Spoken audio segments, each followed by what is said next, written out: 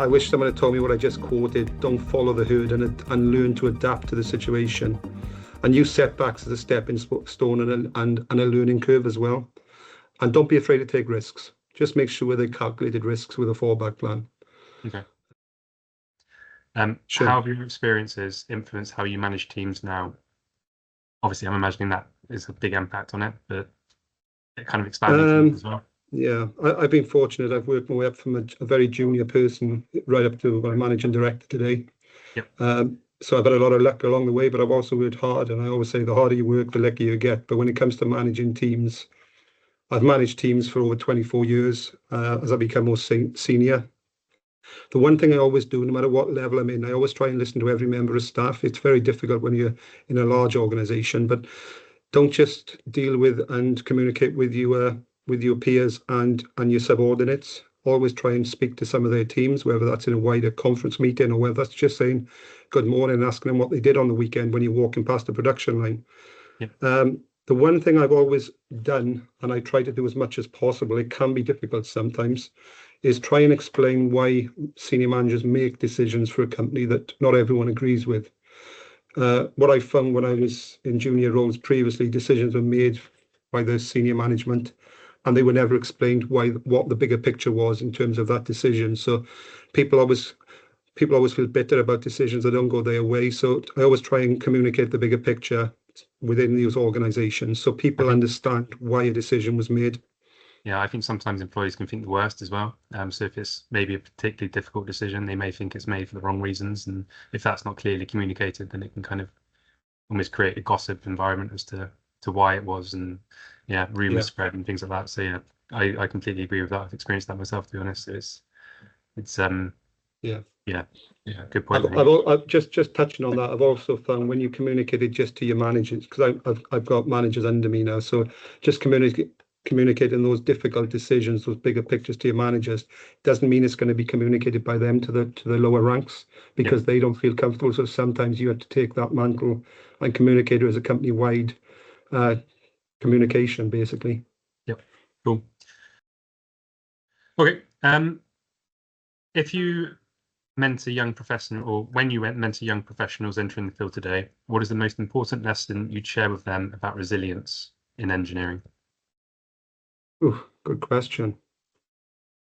I guess resilience in engineering, it's difficult. I've always mentored key staff and people that I know I can get more out of, and it's a win-win for me. If you can put that mentoring in right at the beginning, not wait until it's a problem, then you can normally get people on board and go in the direction you want, and before you know it, they're taking over additional responsibility, making your job a little bit easier and having that fallback plan. In terms of resilience, I would always say, even though the direction is this and your job spec says that, you need to be flexible when you come across problems and situations on a day-to-day basis. Just because your job means you only do A and B doesn't mean you can't support C. So I always say, to be resilient, also be flexible. Okay, perfect. Thank you. What is something you wish someone had told you when you were at the start of your career? Wish somebody had given me the winning lottery numbers, and then I wouldn't have had to have managed anybody for the rest of my life. Me too. Seriously, I think I wish someone had told me what I just quoted. Don't follow the herd and learn to adapt to the situation, and use setbacks as a stepping stone and a learning curve as well. And don't be afraid to take risks. Just make sure they're calculated risks with a fallback plan.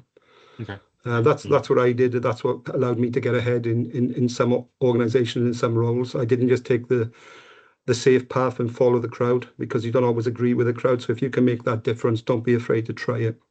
Would you say make mistakes as well? It sounds like that's kind of similar.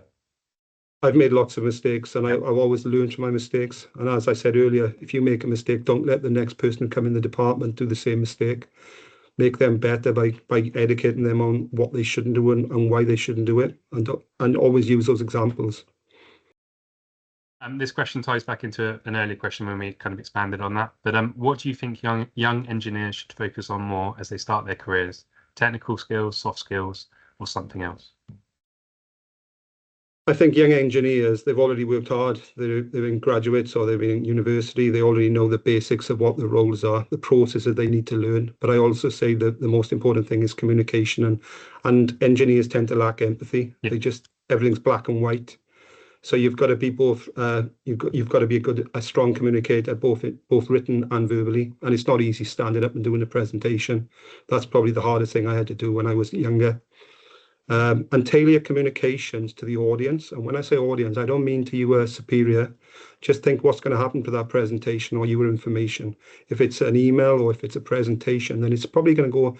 If it touches on something important or or it drives change, then that presentation will end up being seen by much more senior people in the organization who are probably far less technical than the person who's written it. So if you make it just a technical piece of evidence, then nobody will bother reading it.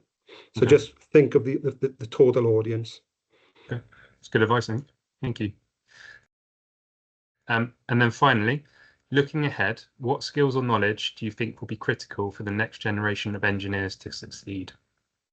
Oh, there's so much. Technology is changing constantly.